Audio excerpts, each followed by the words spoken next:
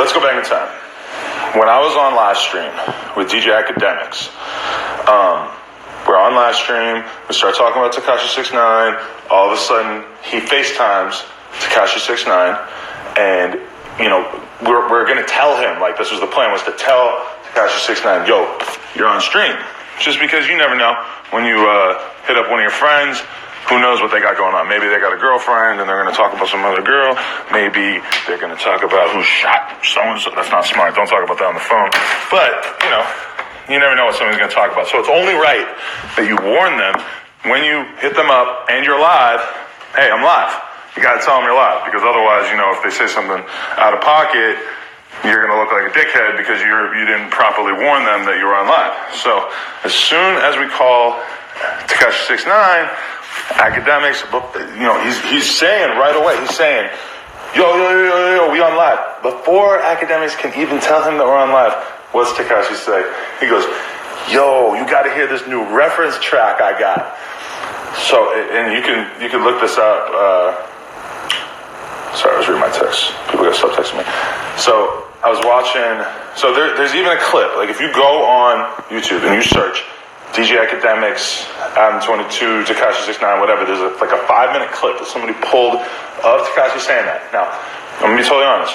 When I heard that, I was very confused because I had never even heard the rumor that TAKASHI 6IX9ine had ghostwriters. I'd never really heard that before. So when he said he had a reference track, I was thinking in my head, well, there's two options here. Number one, he got a reference track from somebody else, which means that somebody else wrote a song for him, gives it to him, the beat, the lyrics, everything, and then he basically re-records it. That's how a reference track works.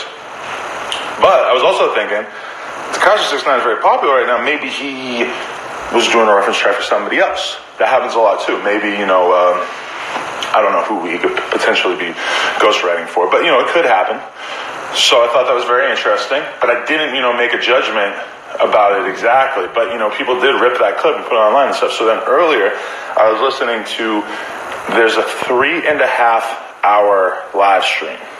DJ AKADEMIKS and this guy DOMISLIVE, who's like a very DJ AKADEMIKS-esque YouTuber. He makes videos that are basically about drama and all the bullshit, like the same way AKADEMIKS does, kind of. And they had a bunch of issues. So there's a 3.5-hour long live stream of them together. By the way, everybody send your requests if you want to jump into this chat, because I'm going to let some people come in here after, as soon as I'm done this little rant. But, so I'm looking at it, I'm watching it, and like they keep talking about me, because basically, DOMISLIVE's argument was that AKADEMIKS is full of shit. And I'm not hating on AKADEMIKS. AKADEMIKS is my guy. I love AKADEMIKS. But I thought this was a pretty well-played argument. DOMISLIVE says, yo, AKADEMIKS, you're full of shit because you made the video. This is what he said.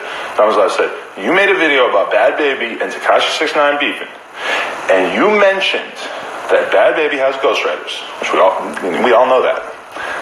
But you didn't mention, this is what Dom said. Dom said, you didn't mention that you know that TAKASHI 6IX9ine has ghostwriters. And AKADEMIKS is like, I don't know that. I've never been in the studio with him when he was doing somebody else's verse, blah, blah, blah. AKADEMIKS got a little evasive. It seemed like he didn't really want to be talking about this. And I totally understand because 6IX9ine is his boy. But DOMISLIVE is saying, yo, you know that he uses ghostwriters. And the evidence that Dom brought to the table was that clip from the live stream where TAKASHI said that he had a reference track. Not that bad of evidence. It's not completely conclusive. I didn't make a complete judgment when I heard it on the stream, but not a bad argument. And then also he pointed out, Trippy Red said, I guess, on AKADEMIKS' live stream, he said 6IX9ine has a ghostwriter, which I did not know about that until today, until I just heard DOMISLIVE talk about it.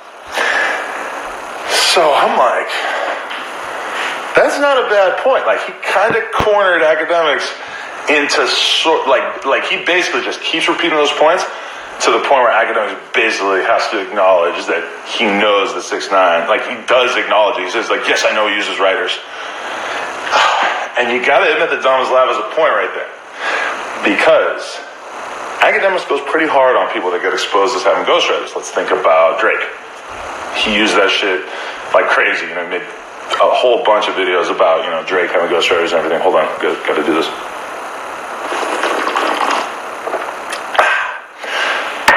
went hard on Cardi B just recently about the fact that it kind of came out that she had ghostwriters. Obviously, everybody knows that she has ghostwriters and everything.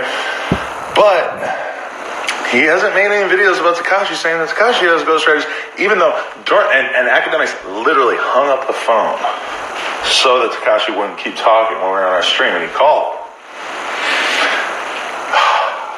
I don't know a lot about this DOMISLIVE guy, but I gotta admit, he did pretty good right there when he called out Akademiks for that. It was pretty convincing. And this is the thing, though, is that I think Takashi 6ix9ine might be saying, who gives a fuck? Yeah, I got a fucking ghostwriter or whatever. But I didn't know. And to be fair, if you want to be fair, as long as Akademiks is going to make videos about Cardi B and Drake and whoever else having ghostwriters, he should probably be willing to do the same thing about Takashi 6ix9ine, because Takashi 6ix9ine is, he makes videos about him all the time, about Takashi 6ix9ine doing stuff that's less interesting than having a ghostwriter. If Takashi 6ix9ine falls on a rock, trips on a rock, Akademiks probably going to have a video about it. So, I just want to throw that out there. And just so you guys know, I'm going to be on stream on YouTube at 3 p.m., which is in about an hour and a half. That's why I can't be on here for too long, because I have to go take a shower. Anyway, normally I don't get into the beef stuff. I don't talk about people's beef with each other too much, or some rappers are beefing. I might talk about it behind the scenes, but I'm not talking about it in public. I gotta say, it was a pretty good time watching that DOMISLIVE and Akademiks podcast, because it got lit.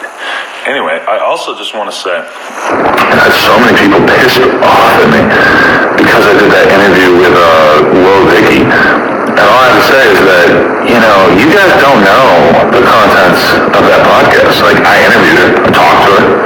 What's wrong with that? You haven't seen it yet. You don't know what our conversation was like. For all you know, maybe I sat there the entire time and just, ridiculed her. I didn't, for the record, but, it was an honest attempt.